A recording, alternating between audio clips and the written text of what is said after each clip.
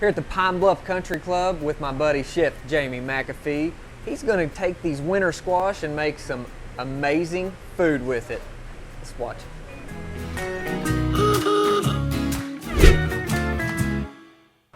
All right, Jamie. So we're here at Pine Bluff Country Club. You're the head guy here. I am. You're the man. I'm the man. You've also got a food truck, you and your son and some others, that amazing food, and that's how we met, you coming out to the market and setting up and serving. So we have really enjoyed that. We're good. And so we wanted to come shoot a video and learn a little bit. Okay. On these winter squash, we've got the curry. It's a newer one for us. Right. The autumn cup, and then the old standby. Everybody knows what this Butternut. is, just a butternut. So, with all of these, they do have a little bit of their own unique flavor, as everybody knows. But we want to help people feel comfortable. Not be intimidated by it. Not be intimidated by the old winter squash. So, I get asked all the time, well, what do I do with it, and how do I cut it up? So, you think you can help out? I think I can help you out. All right, brother. I'm going to leave it to you. All right. I'm Chef Jamie McAfee, Pine Bluff Country Club, and today we're going to be doing winter squashes. Probably the most intimidating thing about squash is you see how they roll, and if you start to cut them up, a lot of people will cut their hands and stuff. So what I try to do is avoid peeling it, and I try to avoid the wobble. So sometimes I just take a knife and I just sort of make sure that it's even on the bottom. And you see how the wobble has stopped. That way, you know, the knife doesn't slip. And also, I don't like to peel. What I typically do, I just go down. You see how I avoided, I don't have to fool with the seeds. So see now, and I also do this on honeydew melons. I also do it on watermelons.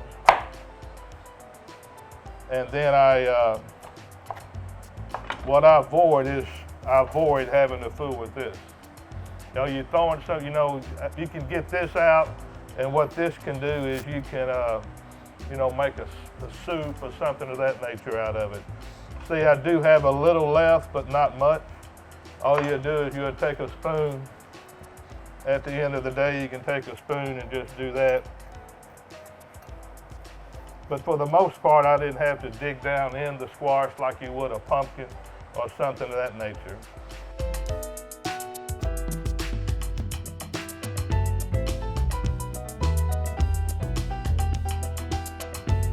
We got our winter squashes prepped and ready to go. So the next step is season them and get them in the oven. So we're going to take this one and we're going to just add, coat it with a little oil. Now here we have just a touch of brown sugar. And you can, at this point, you can put as much or little as you want. We are going to, this is our house seasoning, which is basically a seasoned salt, garlic, and a little parsley. We're going to coat it with a little bit of oil. And we're even going to use a little bit of the soy and Worcestershire sauce that we've done the pork chop with. So at this point, what we would do is just, I'm going to put this, a little oil on the pan. You could use hand spray, you could use olive oil, you could use whatever you want. So what we're going to do here is make sure they're well coated. You don't have to spend a lot of time, you know, organizing them. So what we can do is once they're on here, just kind of spread them out and make sure they are not, you know, stacked on top of each other and things of that nature. That way they will cook evenly and at the same time. And we're going to do the same, go through the same process. Again, we're going to oil the pan so it doesn't. And then we're going to go to the curry squash.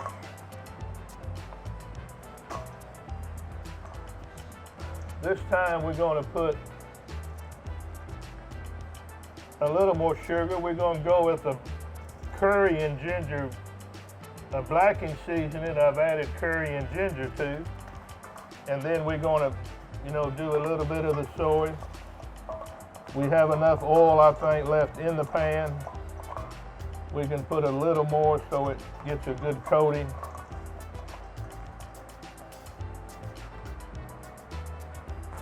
And again, we're gonna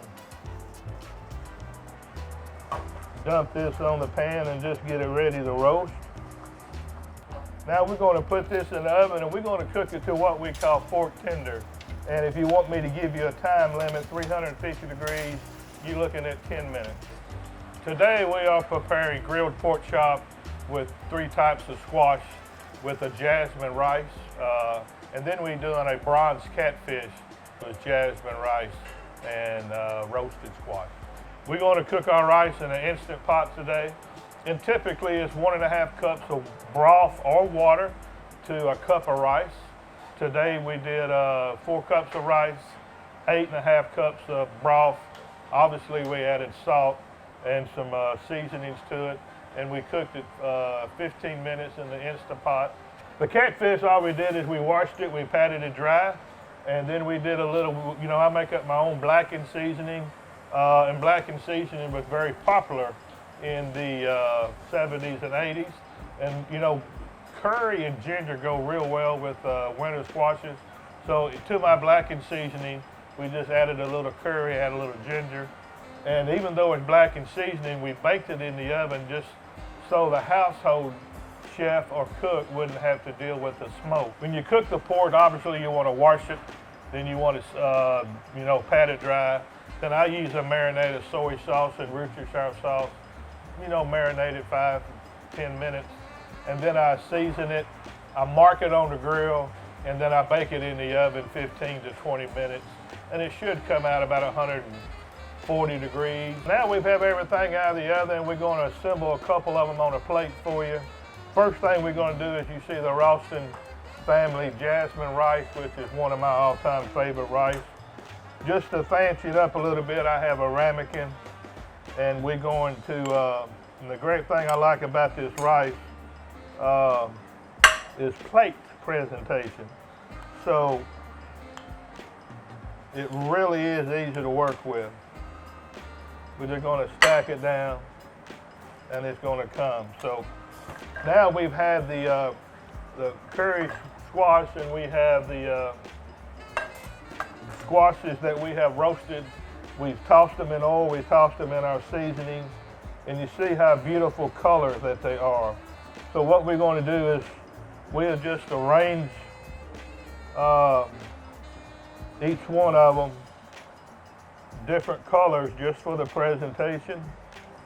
And we're going to use the catfish for this one, what we call our curry catfish.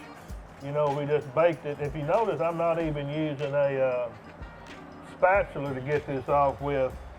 I am using a spoon, so that tells you how easily it come off of the pan for you. And all I'm going to do is just to garnish this, just for color, I have pickled some red cabbage, and you know, here you have it. This is your catfish, your bronze catfish with a little curry and your roasted vegetables. This is our glazed pork chop, and I'm going to do all the squashes on here. So again, we're going to do, just for the presentation, we're going to alternate the red and the green squash. So the plate presentation is all up to you, but the squash is what we really wanted to feature today in different uses of the squash. Thank you.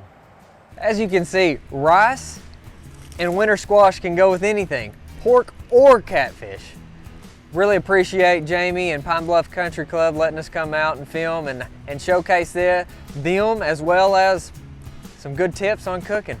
Thanks for watching.